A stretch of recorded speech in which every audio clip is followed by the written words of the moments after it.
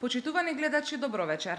Јас сум Ивана Ефремовски, а гостин во студиото на Курир вечерва е Владимир Ѓорчев, член на извршниот комитет на ВМРО-ДПМН и поранешен пратеник во Македонското собрание. Со него ќе зборуваме за многу теми: актуелната политичка состојба, однесувањето на СДСМ, конгресот на ВМРО-ДПМН, приватниот живот, но и темата за која секогаш зборува со оправдана доза на загриженост – демографијата во Македонија. Господине Ѓорчев, ви благодарам што ја прифативте поканата на Курир. Благодарам многу за поканата, ги најавивте темите, мислам дека ќе имаме добар разговор, темите се интересни, така што спремен сум, уште еднаш благодарам за поканата и поздрав до вашите гледачи. Минатиот викенд во Кавадарци се одржа партискиот конгрес на ВМРО-ДПМН.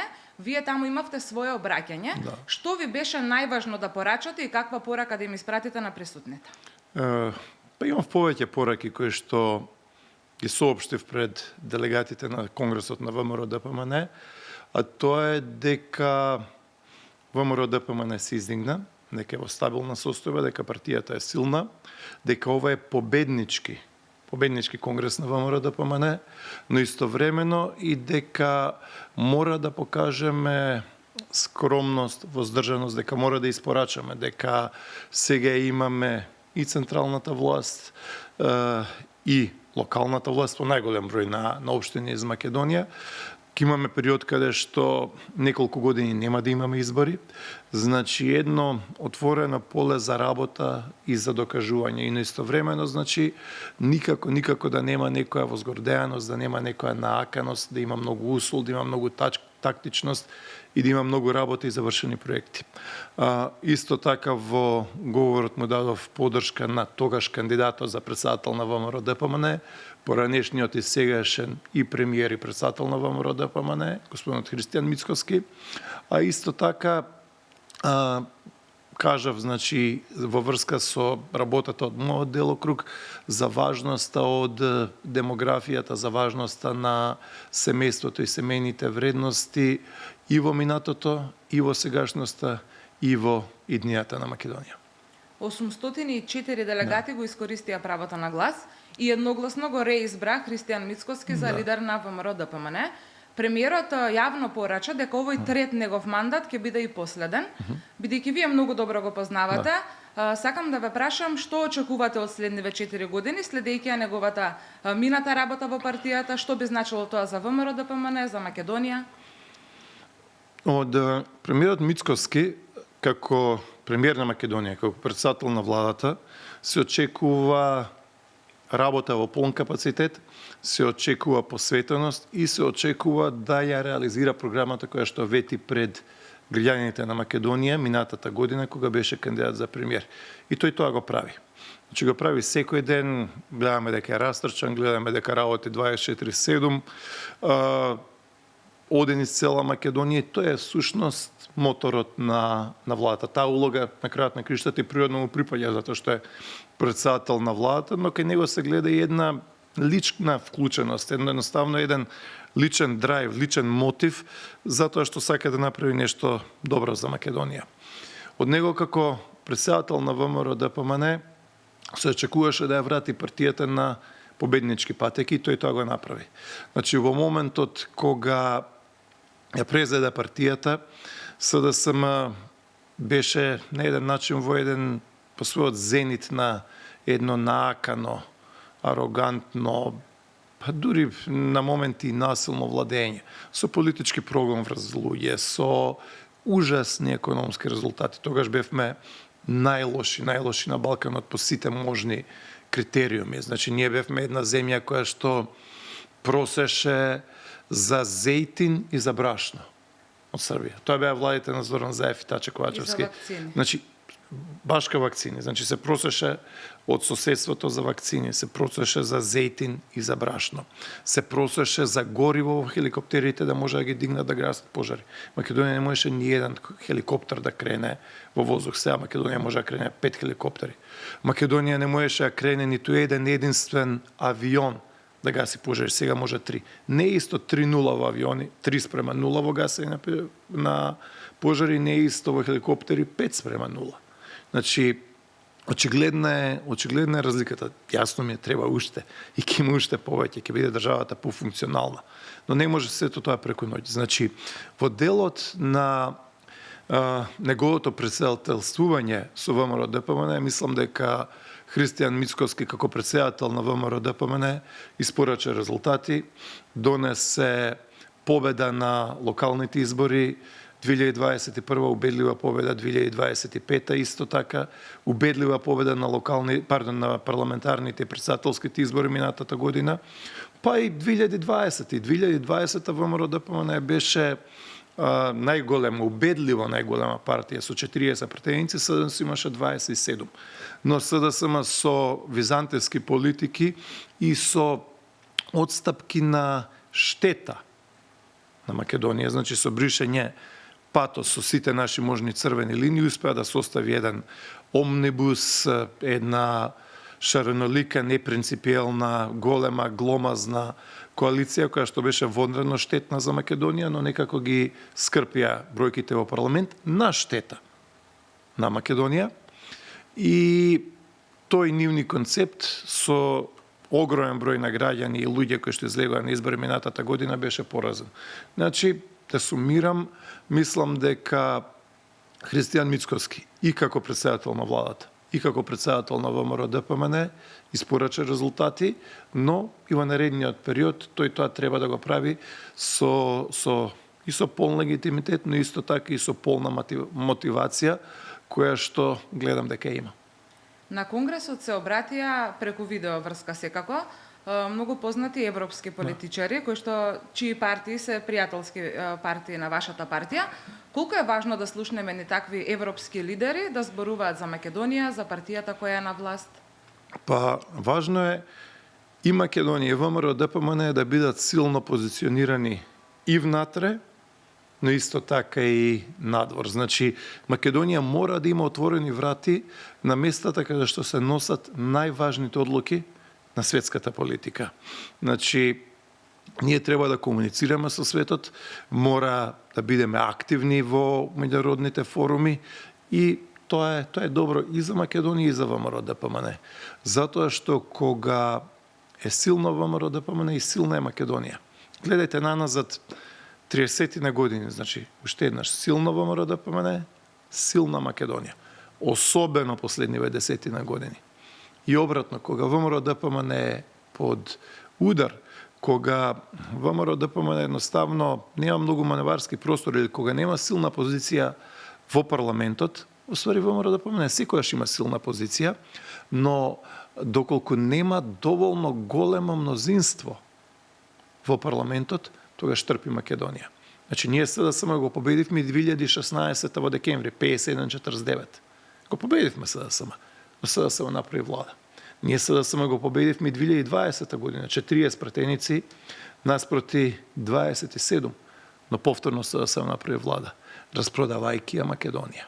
Значи, тие се во континуитет едни неразбрани трговци, иако и таму има луѓе кои што сакаат Македонија. Не сакам додам во нихилизам да кажам се таму нечи. Не, таму има одреден број на луѓе кои што се стабилни, саглам, компетентни, но има и луѓе кои што особено персонифицирани преку Зоран Заев и заевизмот кој што и се случи на Македонија, кои што пет пари не даваат за Македонија. Така што равенката е дека ВМРО ДПМН не само што треба да победува, туку треба да победува убедливо.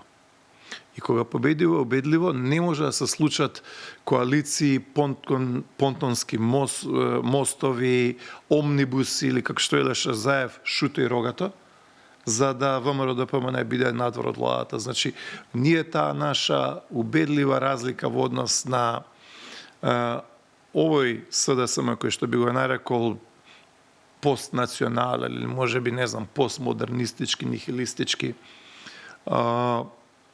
мислам дека во име на консолидирање на Македонија и во насока на оправање на штетата, децениска која што беше нанесена на Македонија изминативе години, значи треба да врземе неколку мандати за да се ограничи штетата и да Македонија повторно трча. Значи Македонија сега исправивме на нозе, одиме чекор по чекор, не доволно брзо онолку колку што сите посакуваат, но Македонија повторно победува. Не знам, например, погледнете економијата е најважна за сите.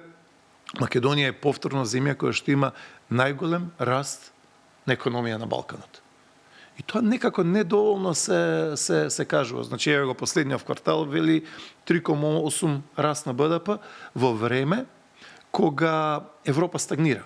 Значи, најголемата европска економија, Германија е некаде на некоја позитивна нула, некогаш и во рецесија, 0,3-0,5%, падна индустријско производство, енергетска криза која што се случува во цела Европа, значи Германија да растеше некои 2 или 3%, ние ќе бевме на раст на економијата 5-6%, затоа што 43% од нашиот извоз оди во Германија. Ние сме и тоа како се подпираме на Германија во делот на функционирањето на нашата економија. И, например, не знам, еве имаме исто така и извоз во други земји, како што се Словенија, Словачка, Полска, Австрија и други земји, и тие исто така се поврзани со германската индустрија. Например, ако извезуваме нешто во Словачка, тоа оди во фабриките на Volkswagen, а Volkswagen во моментов е во проблеми.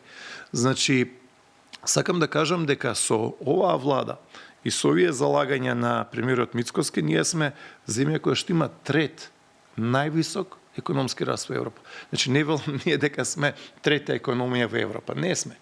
Има поуспешни земји од нас. Не знам, Бенелукс, Западна Европа, Германија и цела низа на земји. Но во делот на економскиот раст, сега во моментов, сме трети во Европа. Тоа долго време не го видовме. И добро е што е тоа така, тоа мора да проложи 5, 6, 7, 8 години, за да ние го да надоместиме заостатокот кој што се случи и пропуштените години и шанси во време на Зоран Заев и Таче Ковачевски. Сега со оваа ваша теза дека силно ВМРО ДПМН значи силна Македонија, предпоставувам многумина ќе се согласат. Меѓутоа, од другата страна може ќе подналутите некого, па ќе ви постават контратеза, нели и силно СДСМ би значило силна Македонија? Па не, затоа што кога беше силен СДСМ 2017 и 2018 година, Македонија тоа како губеше? Македонија беше тогаш една земја која што, како да ви кажам, ќе дојдеше некој празник, Илинден, или 8 септември, или било кој македонски празник, сите имавме грудка во грлото, затоа што славиме нешто и во тие моменти разбиравме всушност колку немаме во тој момент, колку сме поразени. Значи, луѓе да внимаваат и да пазат и да прегрезуваат јазик, како кажат Македонија. Славевме, например, независност на нашата земја. Значи, знаете како, на времето кога ќе доеше некој политичар од странство и кога ќе велеше вашата земја, или ќе го кажеше главниот град, не знам, Скопје, Брисел, Скопје, Виена и така натаму, или сите можни други еуфемизми, оваа земја, овој народ, сите ние се лутевме, велевме, чекајте, па ние имаме своје име, имаме свој идентитет, ние не сме некоја ефемерна, аморфна маса. Дојдовме на тоа дередже да Заев како премиер и Пендаровски како председател, тоа им биде нормална узречица. Значи, не само што бевме понижувани надвор, туку бевме вонредно понижувани внатре, и не само вонредно понижувани внатре, туку и под притисок внатре, супресирани внатре. Значи, не знам, деца во училиште да бидат исправани да кажуваат северна цело време, кога треба да дадат некој одговор или, не знам, некоја репрезентација која треба да настапи, значи, каде што никој тоа не им го бара. Значи, ме разбирате, значи, да, имаме една реалност во која што сега живееме и има меѓународни форуми каде што тоа е неопходност и мора да се користи. Тоа е еден вид на една политичка реалност за која што мечтаеме еден ден да дојде времето каде што со полни плуќа ќе можеме да го кажуваме тоа што сакаме и тоа што го мислиме, тоа е Македонија.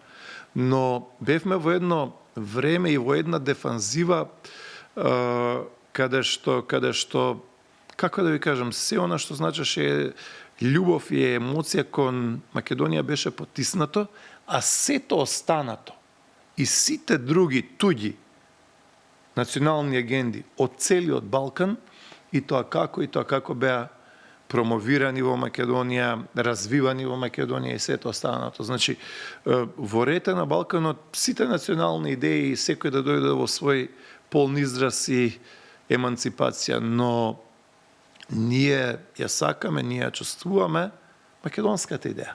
Така што ние имаме право на македонската идеја. Нашата химна на крајот на криштата вели македонците се борат за своите правдени. Така што од тие мрачни, тешки денови на заевизмот во Македонија, ние мечтаевме дека над Македонија ќе се роди ново сонце на слободата. И сега, драго ми е што брзо се навикнуваме на таа слобода и растат барањата, нели? Сега никој не зборува, не знам, чекај, треба 3 месеци да се чека на пасош или на лична карта, тоа се прави многу побрзо. Други работи кои што порано биле мислена именка, не знам, децава добива учебници тогаш во март, април или мај. Не добиваа свидетелство со 3-4 месеци. Сега е сето тоа многу побрзо, многу поефикасно. И добро е што е тоа така. Значи, не треба сега да се многу радуваме на тоа, но не треба да забраваме од каде доаѓаме. Доаѓаме од една ситуација каде што Македонија беше најнеуспешната земја во Европа. Македонија беше земја со највисока смртност, например, на случаи на ковид на светот. Имавме по 50 погреби. Дневно Зоран Заев и Венко Филипче возеа мотори. Уште еднаш, имавме по 50 погреби дневно. Најголема смртност на светот. И имавме неподноснива леснотија на функционирањето или нааканоста од Зоран Заев и Венко Филипче. Јас те велам дека ако имаше влада на ВМРО, дека немаше да има починати. Во цел свет имаше починати, но немаше да има толку. Значи, ние имавме 30, 40, 50% од починатите беа дополнителна смртност, дополнителен морталитет. Значи, ние крваво, со крв, пот и солзи, со починати луѓе, со погреби, со агонија, ја плаќавме неспособноста на таа влада на СДСМ. Така што сега е едно време на консолидација на Македонија, сега е време на економски раст, сега е време на проекти каде што, не знам, секој недела, 2 или 3, или отвараме некој пат или делница на автопат, или некоја железница, или авиолинија, или се гради некоја градинка, или некој училиште се реконструирало. Далеко е тоа што сакаме да го направиме, многу треба да доместиме, но е неспоредливо подобро од она катастрофа, Армагедон и мизерија која што имавме пред 3-4 години. Бидејќи така некако ја отворивме тезата за да зборуваме за силно ВМРО ДПМН и силно СДСМ, состојбата во законодавниот дом е најдобар приказ, бидејќи на крајот на денот таа сила ја дава и народот на избори или не ја дава. Вие сте со богато искуство, бевте пратеник во повеќе состави од 2006 до 2020 година. Сакам да ве прашам, дали е здраво за демократијата во една држава, ВМРО ДПМН и коалицијата да имаат 58 пратеници, СДСМ и коалицијата само 18, дали тоа така може да функционира и што ни покажува оваа поделба на мандатите? Важно е за Македонија да ВМРО ДПМН има стабилна влада. Значи, ВМРО ДПМН ако нема 58 пратеници, еве нека има 51, како што имаше 2016 година, за многу брзо време ќе се направат сите можни комбинаторики на штета на Македонија и СДСМ ќе дојде во ситуација да биде некаде близко околу влада. Памтете ми го зборов. Значи, уште еднаш, важно е за Македонија и за македонските интереси да ВМРО ДПМН има силна позиција во парламентот. На СДСМ не му треба мнозинство во парламентот. Тие ќе направат владата вака или онака, на штета на Македонија и македонските интереси. Ако гледат од 1990 година до сега, 35 години назад, само еднаш немаат победено. Имаат победено само 2002 година на 15 септември.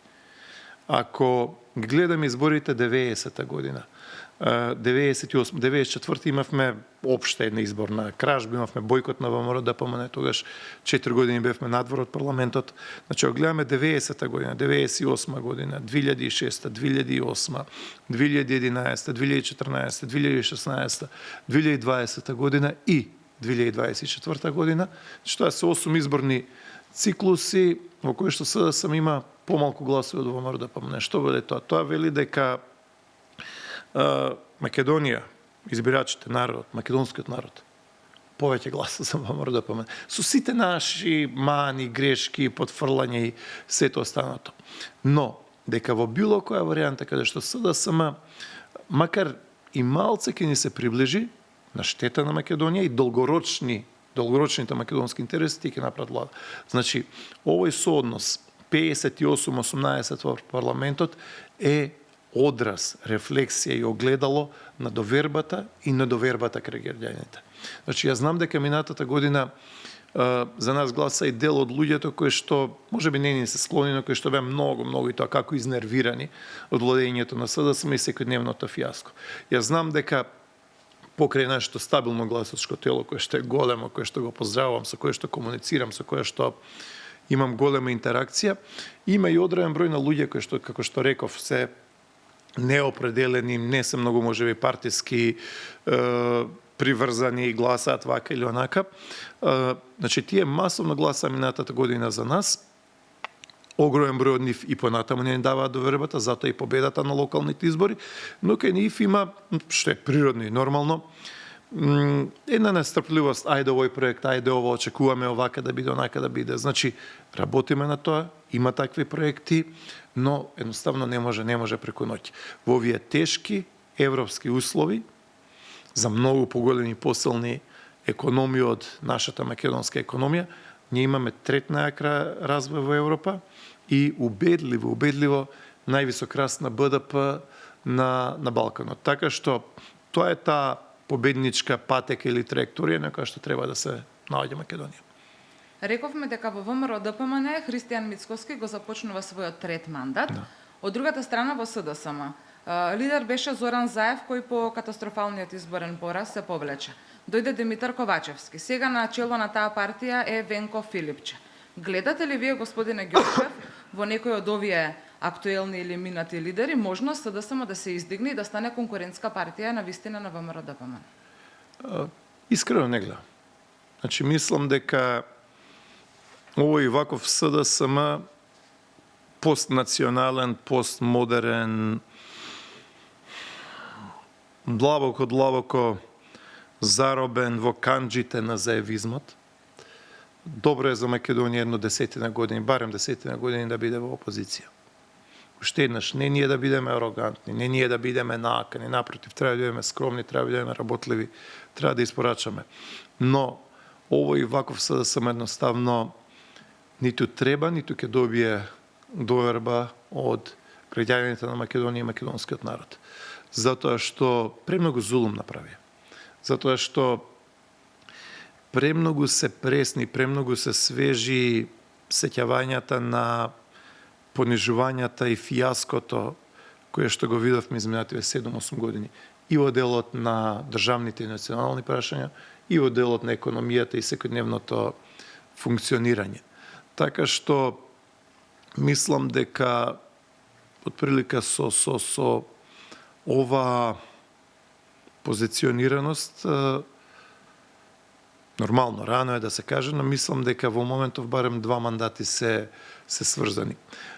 Како, ако погледнете 30 години назад, во Македонија се доаѓа на власт генерално, не секогаш, но многу често, најчесто, се доаѓа со победа на локалните избори, а после тоа доаѓа победа на парламентарните. Например, ако гледате 96 година ВМРО ДПМН во коалиција со Демократска партија, тогаш 96 година беше победата во Скопје, во Прилеп, во Битола, во цела низа на други места и дојде промената 98 година.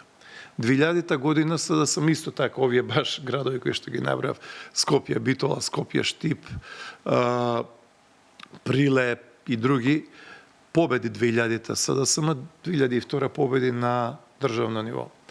Во 2005 година, после територијалната поделба, тоа се одложи изборите, требаше да бидат 2004. Во 2005 година ВМРО ДПМН убедливо победи на локалните избори, 2006 беа парламентарните избори. Значи, генерално, или еве, ако погледнете, 2021 убедливо победивме на локалните избори и 2024 година се случи убедливата победа и на парламентарни и на претседателски избори. Значи, сакам да кажам дека СДС има многу мала субстанца на локално ниво. Да, имаат 6 општини, им честитам на тоа, во рете коректно е победиле, треба да им продадеме рака. Им честитам, иако нормално, ке ми беше помило, нели, во тие општини ние да победиме, но не може секаде. Тоа е тоа. Гласачите го имаат последниот збор, но на тие нивни 6 победи ние имаме 55. Така што мислам дека со 6 општини и 6 градоначалници во релативно помали општини, иако да, има и некои од средна големина, нема доволно основа да победат на парламентарни избори. Така што во која мерка ние ќе победиме на парламентарните избори следни, рано уште да се каже, не треба биде на нероден Петко капа му кројат, значи има уште доста време да помине до следните парламентарни избори. Дали тие ќе бидат, не знам, за 2 години, 2,5, времето ќе покаже. Но мислам дека е основата добра и во овој период до 2032 година треба да имаме интензивно консолидирање на Македонија. Силен економски раст, патишта, автопатишта, локални улици, асфалт, осветлување, Македонија да биде чиста земја каде што да имаме ѓубре на секаде. Мислам дека Орце Георгиевски како градоначалник на Скопје тоа го покажува изминативе месец дена. Значи едноставно наше заздравување и консолидирање во сите области, затоа што мораме да се консолидираме. Од СДСМ обвинија дека владата измислила функција за да ве назначи вас за национален координатор за демографија.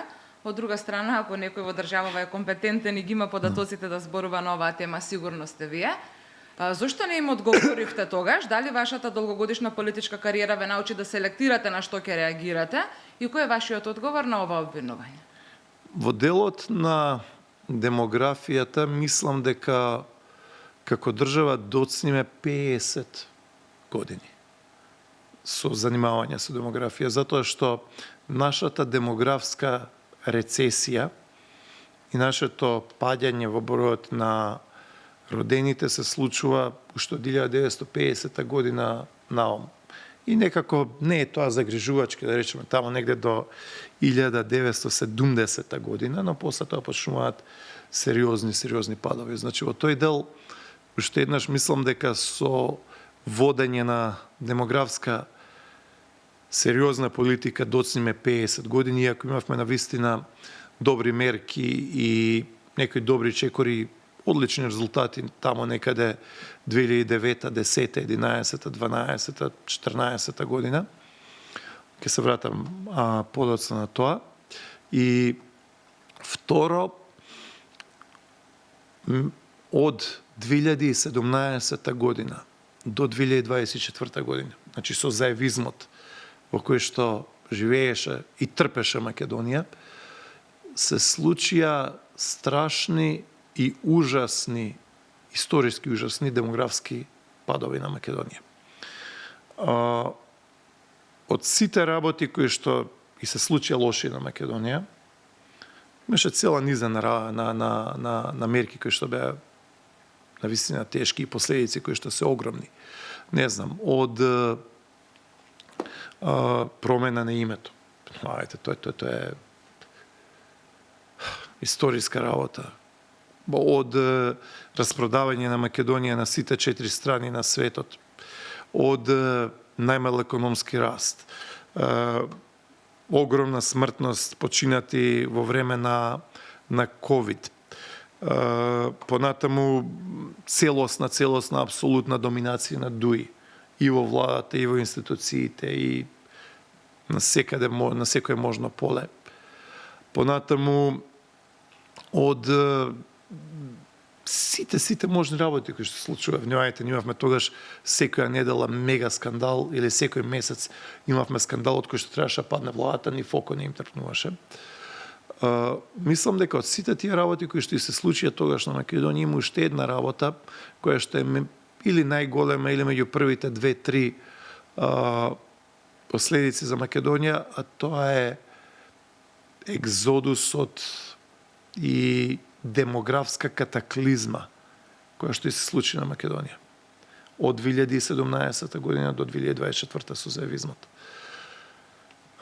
Например, од 2006 до 2016 година, во време владата на ВМРО ДПМН, Македонија беше единствена земја во овој дел од Европа, значи од Португалија, Шпанија, Италија до сите земји на Балканот, значи од Романија до Грција и од Словенија и Хрватска па се до Бугарија, Србија, сите околни земји, кој што имаше раст на новородени деца. Не многу, 2,3%. Значи, од 2620 2588 родени бебиња, се зголеми бројот на 2016 година на 23.002.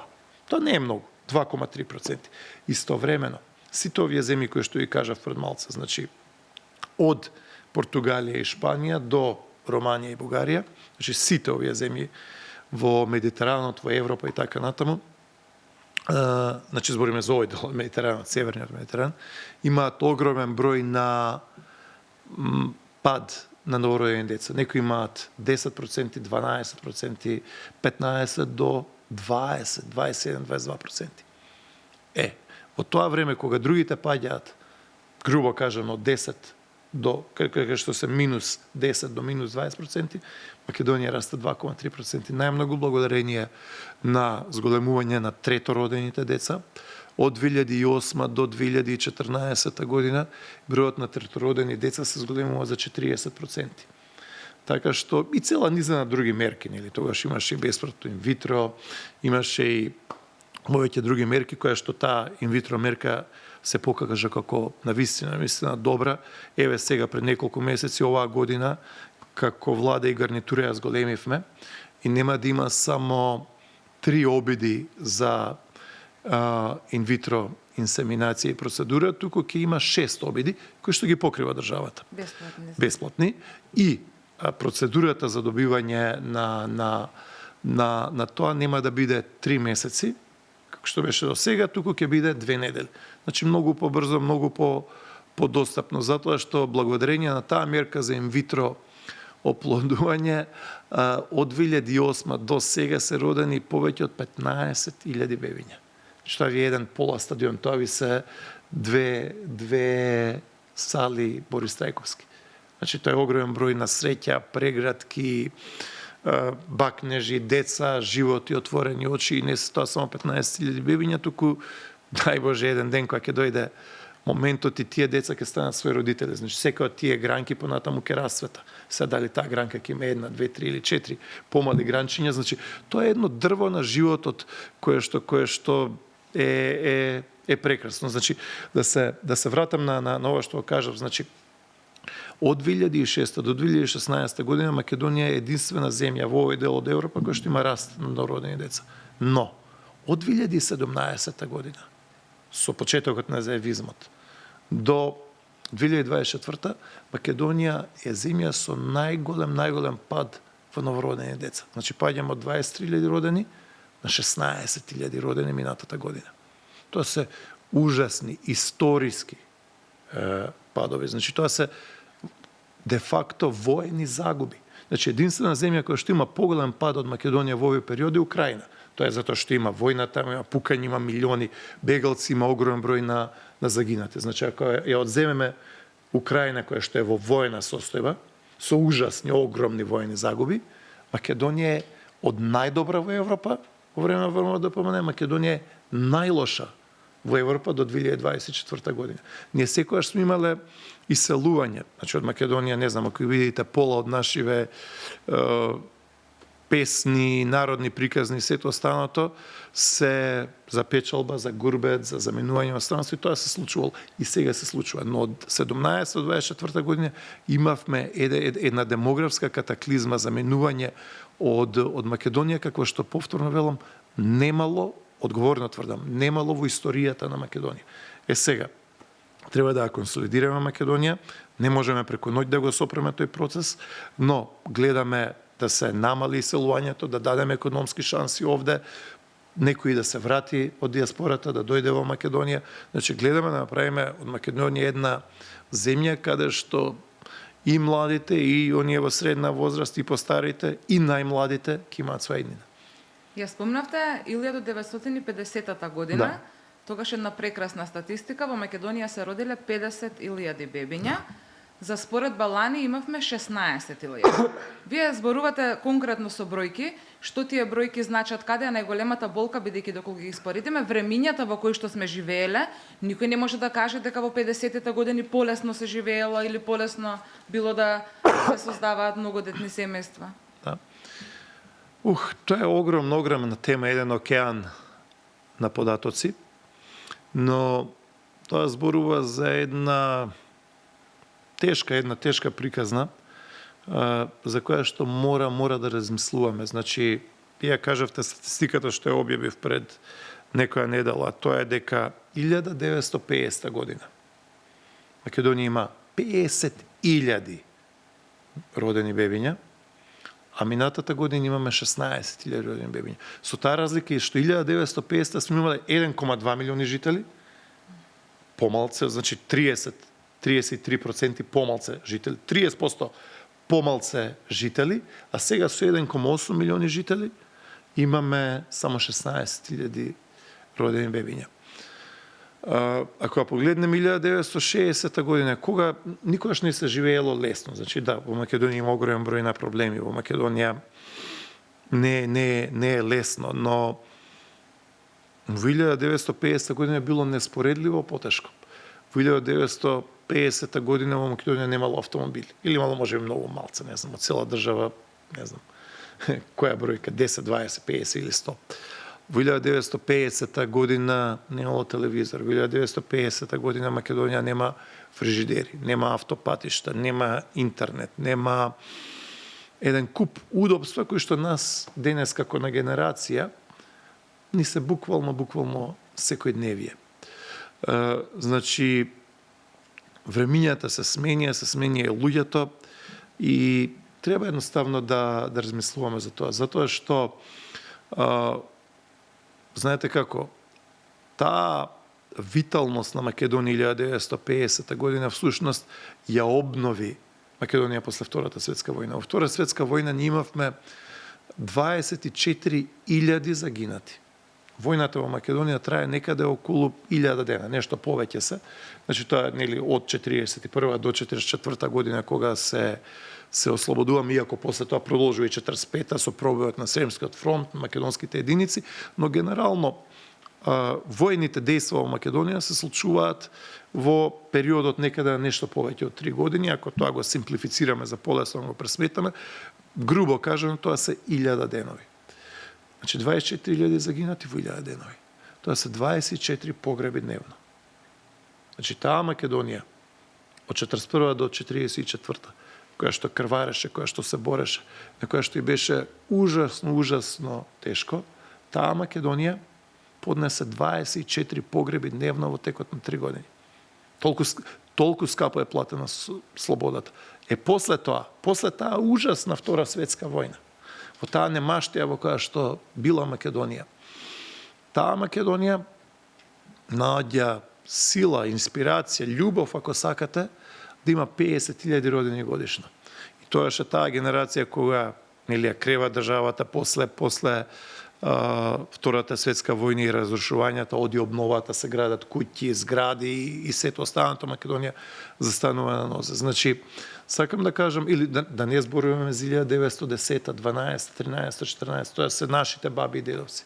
Нашите баби и дедовци се родени во семејства каде што имало 7, 8, 9, 10 и повеќе деца, така што не велиме дека сега тоа треба да биде. Сега се поинакви времињата, друго е сега, но сакам да кажам дека тие генерации имале и инспирација и љубов и едноставно, како да ви кажам, си имале едни со други. Тоа е сега во моментов еден светски феномен, тоа е една атомизација, можеби. Тоа е можеби и оттуѓеност. Имаме конкретно, например, ако се видат некои светски трендови, во моментов расте и епидемијата на осаменост. Имаме епидемија на осаменост, значи имаме социјални медиуми со антисоцијални последици. Така што во целиот овој коктел од информации, процеси, мегапроцеси, ние треба да мислиме и за своите животи, што е оно што ќе направи среќни на стари години, кој ќе биде околу нас, кој ќе ни стисне рака, кој ќе не прегрне, но исто така и како држава мора да размислуваме не само за наредните 2, 3 или 4 години, мора да размислуваме за наредните 20, 30 или 40 години, затоа што многу брзо ќе дојдат. Значи, нас не требаат како држава и како општество да имаме и првачиња, треба да имаме и средношколци, треба да имаме и луѓе на универзитетска возраст, работна сила. Треба да бидеме едноставно земја која што ќе има одржлив пензиски систем, но тоа е на макро ниво, на лично и на човечко, на семејно ниво.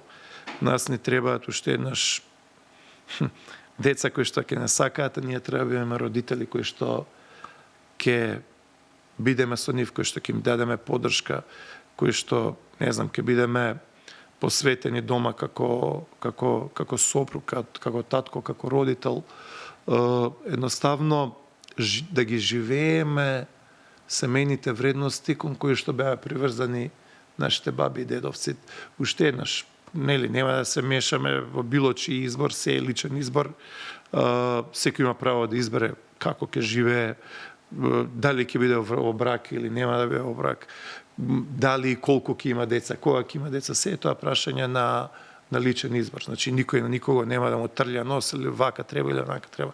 Но, генерално, ако видиме кои се бројките, трендот голем, или го кажувам уште еднаш, од 50.000 родени деца, падоте на 40.000, од 40 на 30, од 30 на 25, од 25 сега сме на 16. Јасна е тенденцијата. Значи, се работи за важно стратешко прашање за единината државата, не само на Македонија, туку и на било која држава во светот. И од сите ресурси, најважни се човечките ресурси. Значи, да, важно е да се има природни ресурси, да се има енергетски ресурси, не знам, нафта, руди, ветер, сонце, храна, сето тоа е важно, нема дилема. Но нема ништо без луѓето. Значи, од сите ресурси на светот, најважни се човечките ресурси, а тие човечки ресурси се оние деца кои што најмногу ги сакаме, за кои што живееме, со кои што сме посветени. Какви политики мислите дека е најпаметно да се водат, какви мерки да се превземат за демографијата во Македонија да биде на тема на позитивност, да ја зборуваме за убаво, да се радуваме на бројките секоја година? Што е најважно да се направи? Потребни се 20, 30, 40 мерки. Немам во демографијата една мерки да кажем, еве тоа ќе функционира. Ако ги погледнете, например, мерките на цела низа на земји. Значи, јас ги имам анализирано огромен број на земји на светот. Во најголем, убедливо најголем дел, тие демографски политики се прилично скапи и неуспешни. Например, најниска и најлоша демографија, најнизок фертилитет на светот има Јужна Кореја. Супер богата земја, значи имаат огромни корпорации, не знам, таму е Hyundai, таму е Kia, таму е Samsung, не Samsung телефони, туку сите можни видови на апарати ги имаат, софтвери, таму е LG телевизори, куќни апарати, значи огромни корпорации, богата земја, безбедна, фертилитетот има 0,7 родени деца по жена, дупло помало од Македонија, двојно помало. Ако погледнете Јапонија, исто така супер богата, големи корпорации, брзи возови, сето останато. Јапонија, грубо кажано, има некаде, точно, мислам дека минатата година се 677.000 родени деца и некаде околу 1,7 милиони умрени. Значи, нивниот годишен минус е некаде околу 1.100.000 луѓе. Јапонија минатата година губеше 2400 луѓе дневно. Сингапур води по супер богата земја, $90,000 БДП по жител. Фертилитет некаде околу 0,8. Речи си двојно помал од Македонија. Ако ги погледнеме европските земји, например, Финска имаше најлоша демографска година минатата година, откако имаат статистика. Значи, нивниот завод за статистика е некаде 1859 или 67, не сеќам точно која година, значи 150 години наназад, сега имаат најнизок фертилитет и наталитет. А во Финска, например, има еден куп социјални програми, сите овие работи кои што ние би сакале да ги имаме. Добро е да ги имаме, не велам дека е тоа лошо, напротив, сакаме да одиме во таа насока, но во овој дел за кој што зборуваме во фертилитетот и наталитетот не им донесе некои големи резултати. Пред 2 години Германија, Австрија и Естонија влегоа во клубот на земји со ултра низок фертилитет.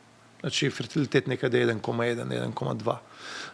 Значи зборуваме Германија економски силна, Австрија исто така, Естонија супер успешна транзиција, дигитализација и сето останато.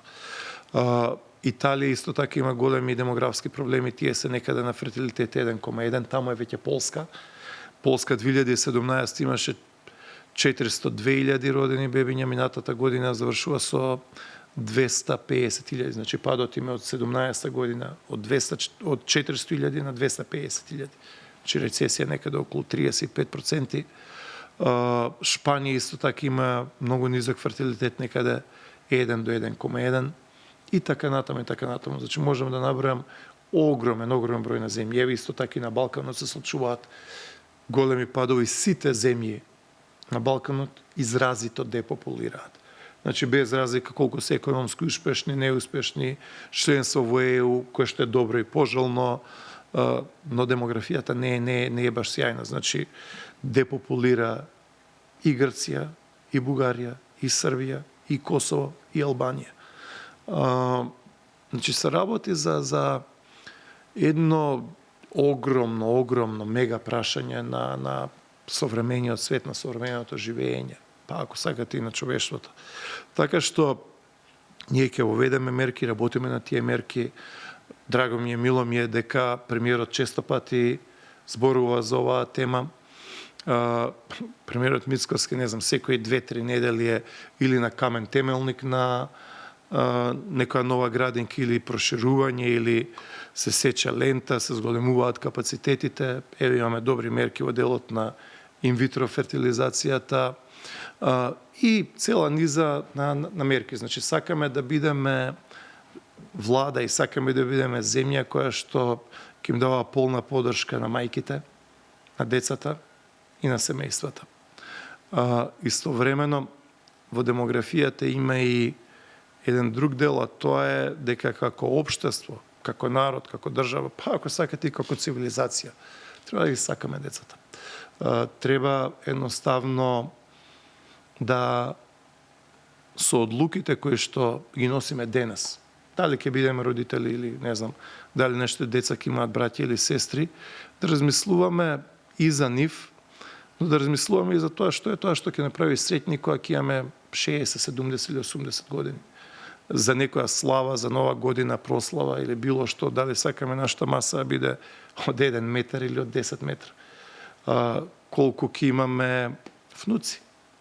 Исто така. Значи, тоа се важни одлуки, тоа се прашања кои што секој поединец треба да ги размисли, да ги одлучи за себе, едноставно да види каде му е срцето, но јас не познавам, не знам, ниту една мајка или ниту еден татко кој што му се родило дете, а да зажали после тоа. Да рече, не требаше да го родам дете.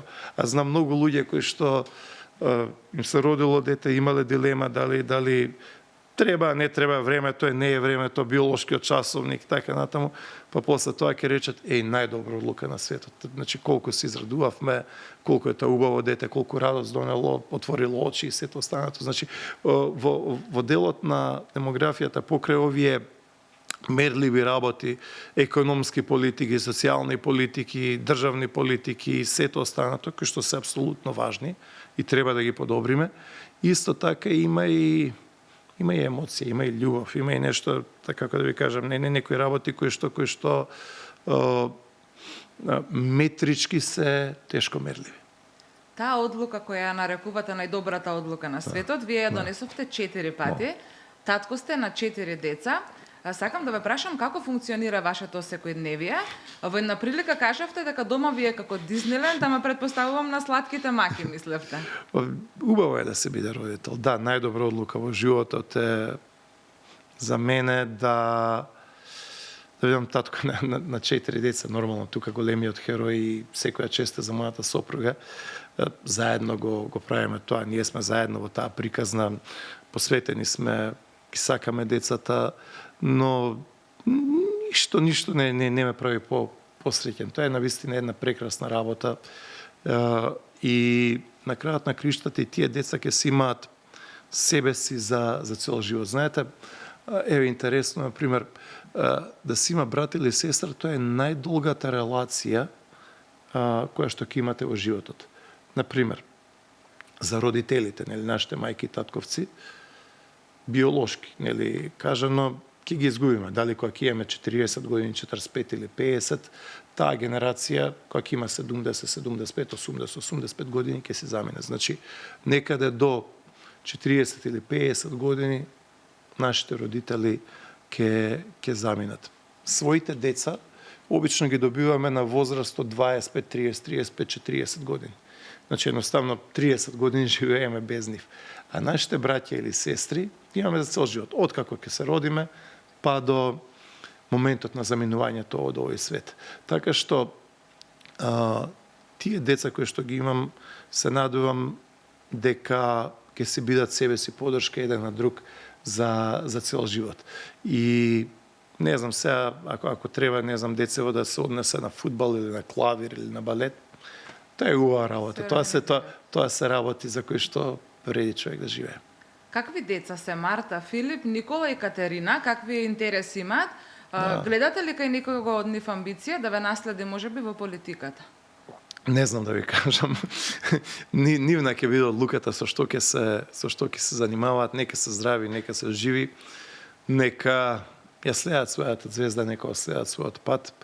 Нивните интереси, па еве Филип например игра фудбал, игра шпиц, значи игра во детска лига на ФФМ, игра во ист тим со брат му Никола, Никола е голман.